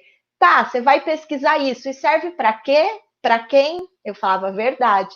Então, graças a Deus, a minha pesquisa de doutorado está sendo muito útil, está servindo para muitas coisas e pessoas, e eu fico muito feliz com isso. E por último, eu queria só dizer que também temos um movimento interno, um interno do Centro Paula Souza, né, das FATEC em especial, da criação dos NELFs, que são os núcleos de estudos da linguagem. Então, por exemplo, eu sou coordenadora do NELF da FATEC de Campinas. Então, ali, quem faz parte desse NELF? Os professores de inglês, de espanhol, de português. Então, ali nós podemos discutir questões atinentes à língua, promover congressos como o CBTECL, que eu comentei anteriormente, que ele é um congresso já itinerante entre as FATEC todas, né, as 81 unidades, e a gente discute, traz situações assim prementes, trazemos alguém do mercado de trabalho dizendo da importância da língua, né? Enfim, dentro das nossas possibilidades, de cada NELF, de cada FATEC, a gente consegue também se firmar dentro da instituição, né? Porque somos os núcleos de línguas, né? Que tentamos estar sempre ativos aí na medida do possível. Enfim, essas seriam as principais ações, os principais pontos para que o espanhol realmente fique. É isso que a gente quer, né? Isso que a gente deseja. Bom, na verdade, agora a gente vai querer ouvir um pouquinho da Greta, lógico, né? Então, Greta, a gente queria saber de você, como é que você vê o que foi feito nesses últimos tempos com relação ao espanhol no Brasil e o que você acha que ainda dá para ser feito de bom? Ok, Camila. Bom, em primeiro lugar, é bom saber de todas essas ações da FATEC, porque, inclusive, há muitas iniciativas que vocês já desenvolveram ou também estão desenvolvendo e que podem ser, no melhor dos sentidos, copiadas por outras instituições, porque a ideia é que melhoremos, não é? Que façamos sempre o melhor pelo ensino das línguas estrangeiras. E, claro, puxando a brasa para a nossa sardinha, para o espanhol, não é mesmo? Então, claro. foi ótimo ter essa sua explanação, porque aí nós temos muita coisa que pode ser reaproveitada por outras instituições, sem dúvida alguma. Se não tal qual, lógico, fazendo as devidas adaptações, ajustes às realidades de cada um. Eu vou falar um pouquinho das principais, claro que aqui não haveria condições de falar de tudo que está sendo feito pelo Brasil afora, mas vou pontuar algumas dessas ações. Então, me perdoem aqueles que não se virem contemplados na minha fala, não é querendo desmerecer ninguém, mas eu tive apenas que selecionar algumas dessas ações para que coubessem aqui no tempo que nós temos. Então, por exemplo, o que já foi feito? Nós temos, em vários estados e municípios do Brasil, não vou citar nomes, me perdoem, meus professores queridos que sabem quem são, mas eu não quero deixar ninguém de fora, então eu prefiro não mencionar os nomes dos professores que estiveram à frente dessas ações. Mas, voltando, tivemos em vários estados, em vários municípios brasileiros, a aprovação de leis específicas para a inclusão do espanhol ou na rede municipal de ensino ou na rede estadual de ensino. Não é a situação ideal, claro, nós gostaríamos muito de contar com uma lei federal, não é? Ou seja, a LDB, que incluísse o plurilinguismo, que desse oportunidade igual a todas as línguas. Infelizmente, como não temos isso, essas iniciativas dos estados e municípios é muito bem-vinda. E gostaríamos e esperamos que outros estados, outros municípios se engajem nessa luta e consigam também sancionar leis semelhantes. Isso é importante, inclusive, porque mostra e sinaliza e reitera a necessidade de que, nas universidades, continuemos formando professores de espanhol, não é? Que mantenhamos os nossos cursos de licenciatura ativos. O que mais foi feito? Essa foi uma iniciativa, sem dúvida, muito importante, mas temos outras. Também tivemos, pelo Brasil afora, muitas audiências públicas em assembleias e câmaras legislativas, defendendo a manutenção do espanhol, a volta do espanhol. Em alguns casos, se defendeu a volta da Lei 11.161, em outros casos, se defendeu outra lei, que fosse aprovada outra lei, melhor do que a 11.161, em outros casos, a revogação do artigo da Lei 13.415, que excluía o espanhol, enfim, foram várias ações diferentes, todas elas válidas, porque caminhavam numa mesma direção, que era preservar o espanhol na educação básica brasileira. Tivemos muitas manifestações públicas, não só de professores, também de estudantes. Estudantes de educação básica, estudantes de licenciatura que se manifestaram, foram para as ruas também, em alguns estados, em algumas cidades, se manifestarem contra a retirada do espanhol. Isso foi não só importante, como muito bonito de se ver, não é? Esse envolvimento dos estudantes. Tivemos muitos eventos defendendo o espanhol, e temos eventos defendendo o espanhol, como esta mesa, por exemplo, não é? Também estamos aqui engajados nessa luta pela permanência e por termos mais espaço para o espanhol. Vários documentos de moções de censura ou de repúdio à retirada do espanhol, e, sem dúvida alguma, a hashtag Fica Espanhol, que se espalhou pelo Brasil todo, não é? Num grande movimento, e tudo isso tem uma importância enorme para a manutenção do espanhol na educação básica e nos cursos de professores de espanhol. Então, bom, como eu disse, eu citei algumas das ações que foram vistas até este momento, desde 2017 até agora, não é? Quando apareceu, caiu como uma bomba na nossa cabeça aquela medida provisória, depois a sanção da lei, até agora, tudo isso foi acontecendo, além da publicação de muitos textos, dissertações de mestrado, vários trabalhos que foram publicados também, levando ao público o que está por trás de tudo isso, em alguns casos, e a importância que tem dentro das políticas linguísticas, não só a manutenção do espanhol, como a retirada do espanhol, não é? Qual é a importância e o que as políticas linguísticas têm a nos dizer em termos muito mais amplos. Mas também ainda temos coisas a fazer. A meu ver, ainda podemos e precisamos fazer mais. Por exemplo, algo que eu não tenho visto acontecer de uma maneira consistente. Há algumas ações, sim. Esta, por exemplo, é uma delas, mas são poucas ainda.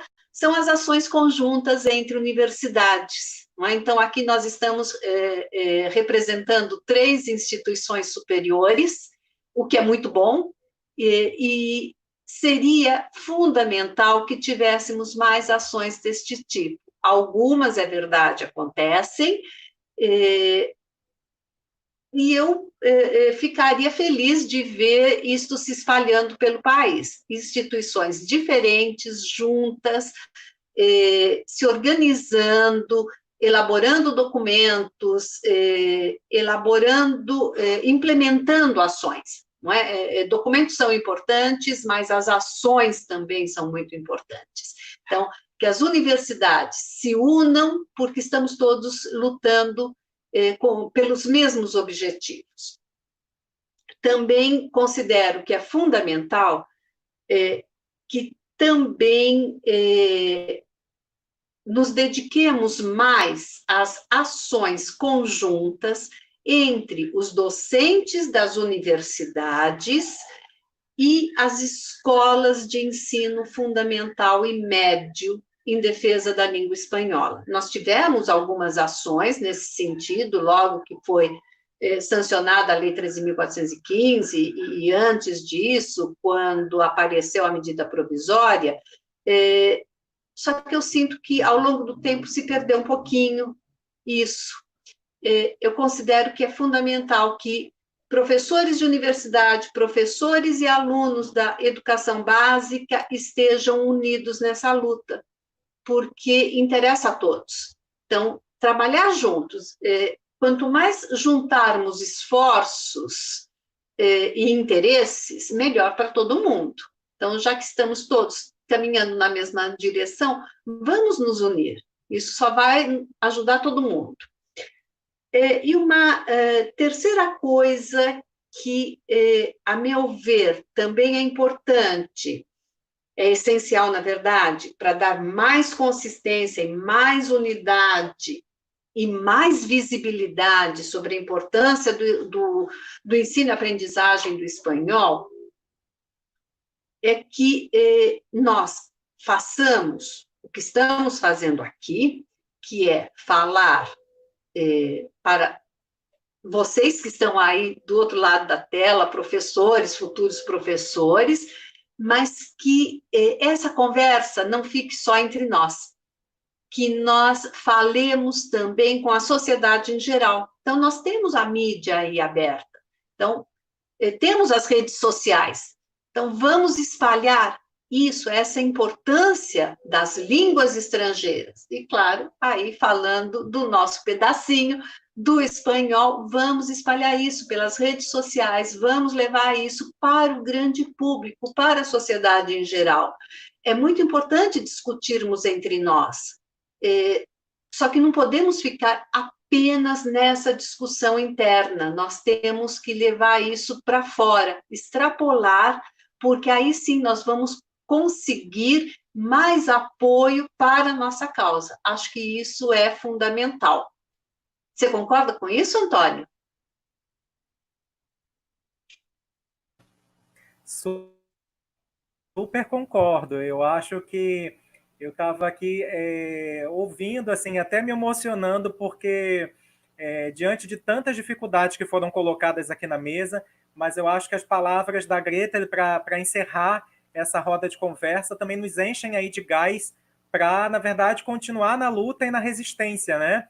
E aí dialoga totalmente com o propósito desse festival de conhecimento, que é mostrar uma universidade viva, que o UFRJ, uma universidade centenária, consegue produzir conhecimento nesse período, né, que é tão singular do nosso país, mas, ao mesmo tempo, como a gente está conseguindo transformar as nossas realidades em algo mais saboroso de levar do dia a dia, com tanta notícia, né, negativa e trágica. E aí as palavras da Greta nos dão assim muito otimismo de que, na verdade, essa fase do espanhol é mais uma fase de outras muitas que nós já vivemos, de momentos de crise, mas com certeza aí pela coletividade, pela parceria entre as instituições, a gente vai conseguir ter novas histórias e novos rumos, de possivelmente em breve estar aqui de novo numa roda de conversa, contando, né, outros feitos e outros caminhos, né, das línguas estrangeiras e adicionais do nosso país. Chegamos agora, estamos já na reta final desse debate. Eu queria já agradecer muito as minhas colegas, as professoras pesquisadoras Camila, Bedinha, a professora Gretel, agradecer pela amizade, pela parceria, admiro muito, né, o trabalho de vocês. Também já queria deixar aqui os meus agradecimentos à professora Maria, que nos acompanhou aqui nos bastidores, a Tainá, também do apoio técnico, e a Raíssa, extensionista da UFRJ, para que tudo ocorresse bem até o presente momento. Então, agora a gente vai passar para a leitura de alguns comentários, de algumas perguntas aqui do chat. Greta e Camila me escutam? Porque, para mim, é como se tivesse travado aqui um pouquinho. Voltamos? Sim. Ok. Ok. Então, eu não sei se vocês me ouviram, mas eu estava só agradecendo. Sim, e aí agora a gente tem...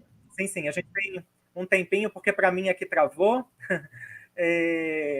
A Maria, eu acho que tinha colocado, Greta, no grupo algumas contribuições, mas eu também consigo rolar aqui a barra e perceber alguns comentários. Também queria agradecer muito a presença de todos os colegas. Vejo professores das instituições que nós falamos, professores formadores das universidades, professores e colegas também da FATEC, dos institutos federais, ex-alunos, muitos comentários aqui ricos, né?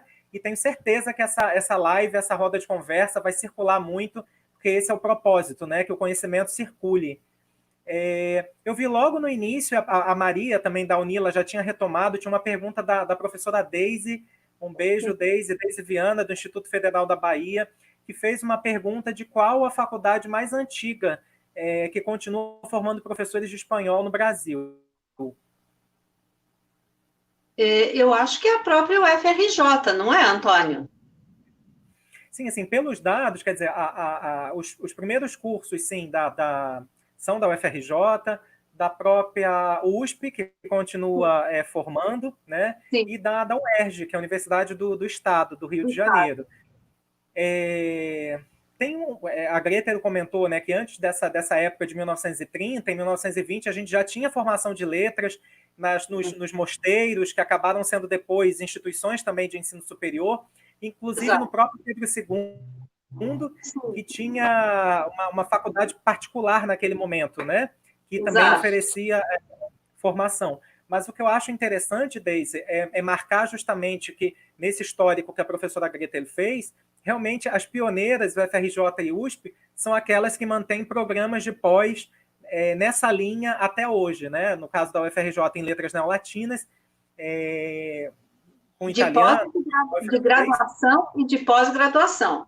Graduação e pós-graduação. E a USP também tem o seu programa específico, né? Vejo aqui também um comentário do Miguel, um abraço, Miguel, que é professor da Faculdade de Letras, professor de espanhol, que fez um comentário que na Espanha, né, de modo... acontece algo similar também em termos de política, que por conta aí... ele fez um comentário da retirada do latim e grego do ensino médio, e as humanidades acabam tendo que lutar e mostrar de uma certa forma o seu papel, a sua contribuição. Tinha uma pergunta para a Camila também, da Deise Viana. Não sei se você localizou aí, Antônio. Localizei agora. Obrigado, Maria, por esse trabalho também. Então, uma pergunta direcionada para a Camila, também da Deise. Quantos são os professores de espanhol das FATECs? E, Camila, se você tem uma média de quantos estudantes cursam espanhol por ano? Olha, então vamos lá. Números exatos eu não tenho, Deise, te peço desculpas, mas eu acredito que a gente deve estar próximo de 60 professores de espanhol. É um número grande. Das 81 unidades, dos 81 cursos, são 83 unidades. Dos 81 cursos, 18 oferecem espanhol. Ela perguntou uma média de quantos estudantes cursam espanhol por ano. Aí esse número eu não tenho. A gente tem o número de como a gente tem vestibular no meio do ano e no final do ano, cada entrada são 11 mil alunos no total, independente se é espanhol, digo na instituição, né, nas FATEC. Aí esse levantamento precisaria ser feito, né, de quantos estudantes de espanhol, que daí teria que puxar por cursos, né, para a gente ter uma ideia. A gente tem só os dados de entrada de vestibular, né? Então, fico devendo essa resposta mais precisa. Sim. Mais alguma? Destacar...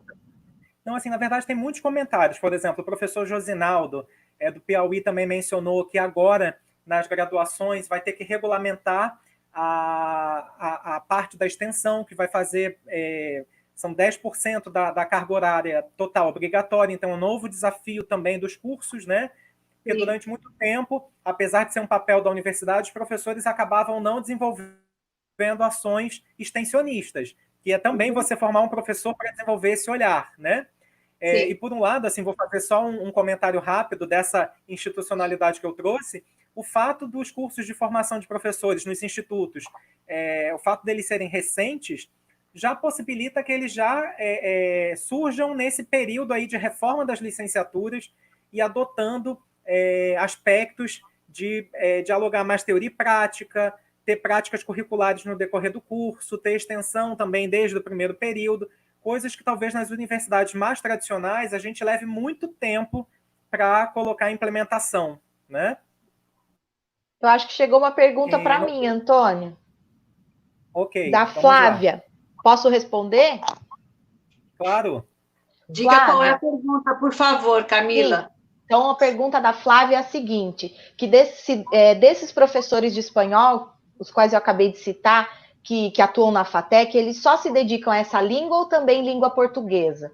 Então, na verdade, Flávia, quando acontecem os nossos concursos públicos, eles são, que é uma das maneiras de entrada, né? Eles são somente para espanhol e somente para ensino superior. Apesar do Centro Paula Souza administrar também as ETEC, que são as escolas técnicas em nível médio, o professor que presta concurso para a FATEC dá aula para a FATEC, o que presta para a ETEC dá aula para a ETEC. Veja que a configuração é diferente da do Instituto Federal, que o Antônio explicou, que tem um professor mais polivalente.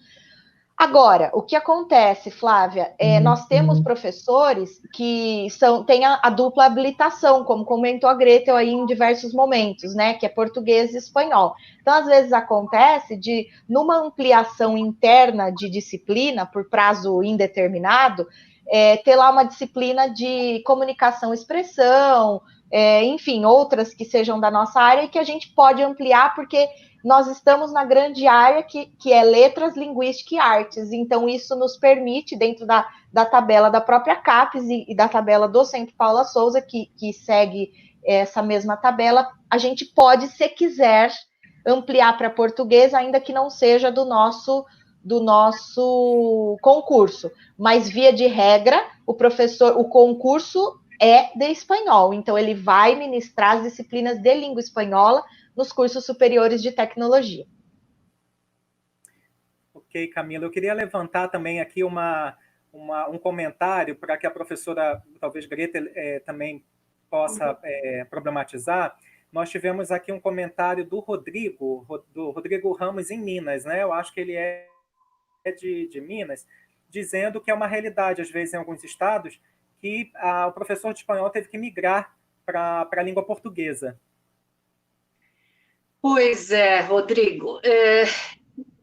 Isso, infelizmente, aconteceu em vários estados, continua acontecendo, daí a importância que insistamos, como eu dizia antes, nessas ações de luta de permanência do espanhol e de que consigamos leis que garantam a permanência, a manutenção e a volta do espanhol para a educação básica.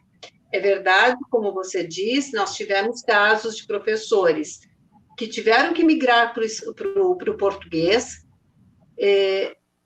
Em muitos casos, esses professores tinham licenciatura em português, então o prejuízo para os alunos não foi grande, porque os professores estavam habilitados. Contudo, tivemos casos em que os professores não possuíam essa licenciatura e tiveram que migrar para outras licenciatura em que para outra disciplina em que não possuíam licenciatura.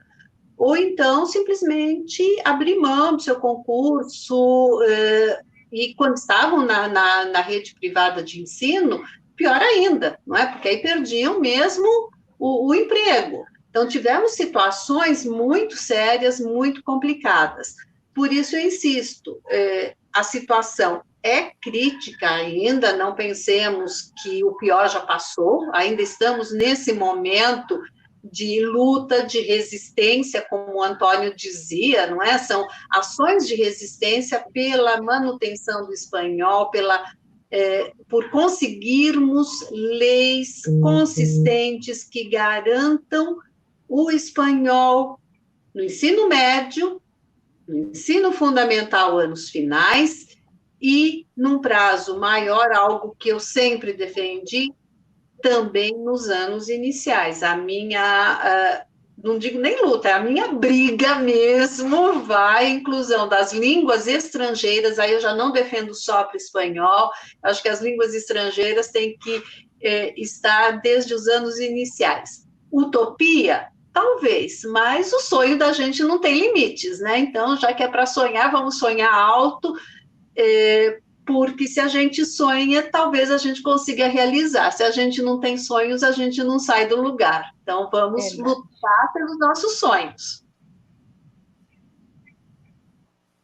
Sim. Greta, a professora Elizabeth Faria, que é aqui do Rio, também mencionou que isso acontece. Muitos colegas do Rio de Janeiro, né, vivem isso e já viveram. Tem outras situações que daria só uma live só para isso também. Eu queria destacar assim, alguns comentários de colegas dos institutos federais sobre que reforçam um pouco essa polivalência e presença do espanhol em diferentes cursos. A Elaine, do Alagoas, mencionou que o espanhol está presente nos cursos superiores tecnológicos de turismo e de hotelaria. A Luiziane, de Santa Catarina, mencionando que está presente também no superior de hotelaria, mas mais ainda na educação de jovens e adultos e no técnico de hotelaria, o que reforça, né? Esse professor que tem que assumir uma carga horária às vezes alta, elevada, assumindo cargas de português também e de língua, no caso, língua espanhola. Um comentário que a Camila mencionou sobre a internacionalização, e eu acho que eu também toquei nesse aspecto, que são poucos, né? No caso dos institutos dos editais, a Daiane menciona que é fundamental a gente pensar em políticas também de internacionalização. Atualmente se diz que é um dos vértices, né, do papel da universidade, mas falta investimento de governo. E queria ler aqui também um comentário da Júlia Batista Alves, que foi quando a professora Greta estava, né, dando esse gás de otimismo para os próximos passos, quando ela disse, no caso da Júlia, se não levarmos a discussão para fora, ou seja, já que a Greta falou que estamos, né, quase em caixinhas, falando para o nosso grupo numa bolha, ficamos apenas no campo da denúncia, que é importante, mas também precisamos de ações e envolvimento de outros atores nessa discussão.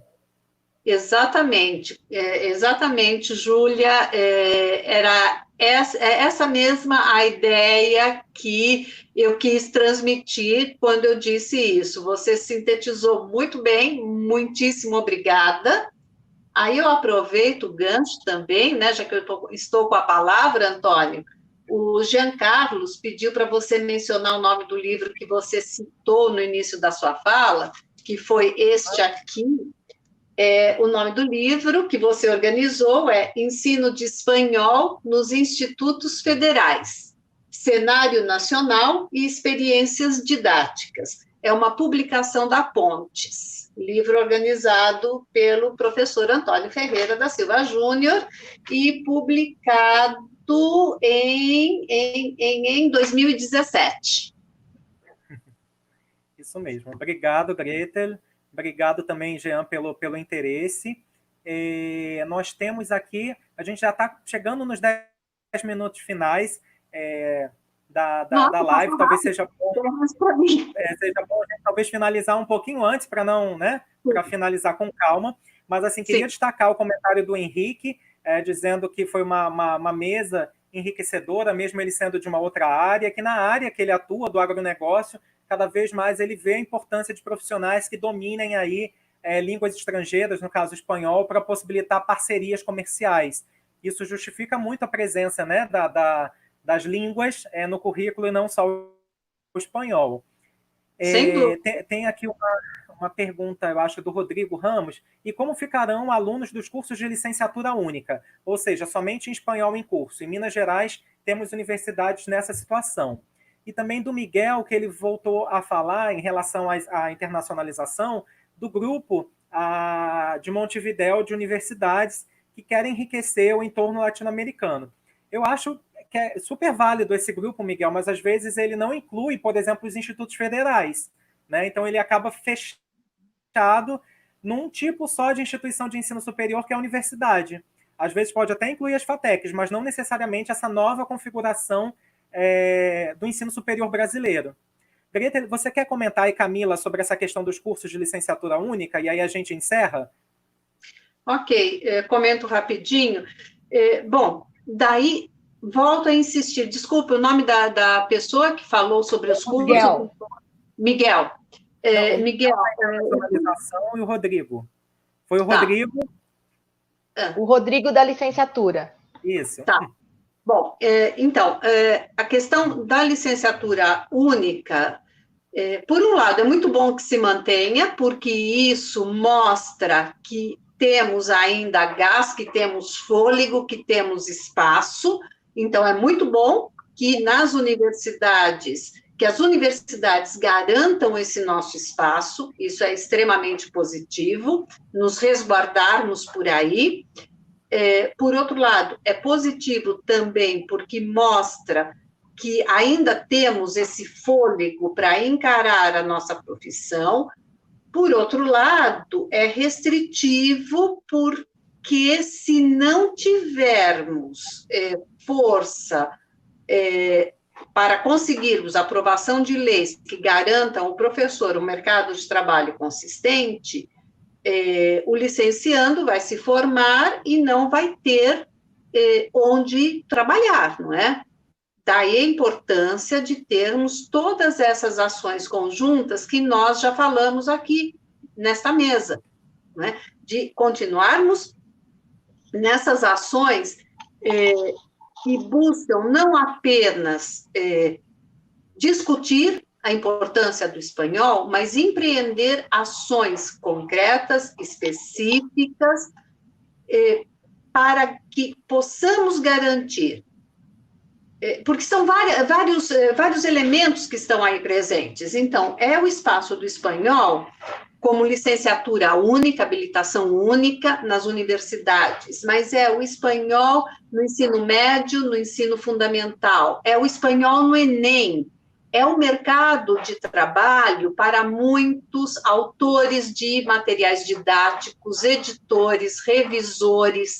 Então, nós temos aí mercado de trabalho de muitos profissionais. E, logicamente, o essencial, que é a formação dos nossos alunos da educação básica. Então, não podemos perder esse conjunto de vista. Daí, a importância de termos a clareza da imensidão da nossa responsabilidade de lutar pelas línguas estrangeiras e pelo espaço que elas merecem ter na educação nacional. Ok? Ok. Greta e Camila, eu queria novamente agradecer por essa parceria, por esses dias, né, que ficamos juntos aí elaborando essa live. Queria que vocês encerrassem rapidamente, por conta do tempo, com palavras finais. Ok. Bom, então eu queria mais uma vez agradecer. Te cortei? Perdão. Não, pode ir, Camila, pode ir. Tá.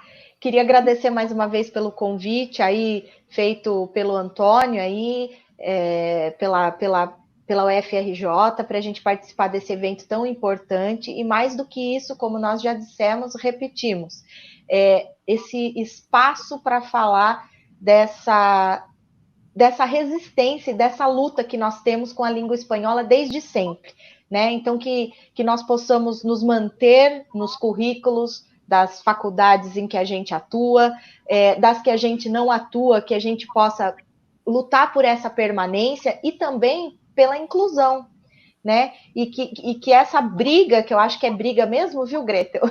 E que essa briga, sim, não fique só nas nossas caixinhas ideológicas, mas que elas possam ultrapassar todos os óculos sociais aí, ou seja, que a gente possa trazer essa luta, essa briga para a sociedade, porque de fato, se isso não ficar explícito, só a gente vai ficar sabendo que somos os maiores interessados, mas isso não está só nas nossas mãos, a gente também depende de outras instâncias para que algumas situações aconteçam, né? Então, eu faço votos que vocês continuem querendo estudar espanhol, apesar da gente ter esse desmonte, entre aspas, aí das licenciaturas, mas que as pessoas acham que se formar em letras é só para dar aula, e como a Greta acabou de explicar, nós temos inúmeras possibilidades, inúmeros campos de trabalho para um formado em letras, que não é somente a sala de aula, a carreira acadêmica, né? Então, assim,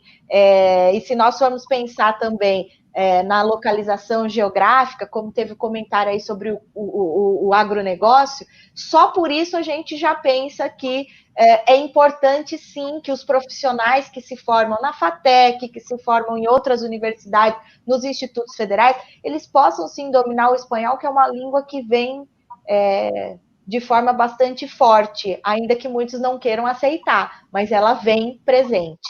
Então, fica espanhol, hashtag fica espanhol no Brasil todo, e continuemos na nossa luta e na nossa resistência. Meu muito obrigada a todos vocês pela presença e pela parceria. Bom, agradeço também muitíssimo a UFRJ a possibilidade de estar aqui.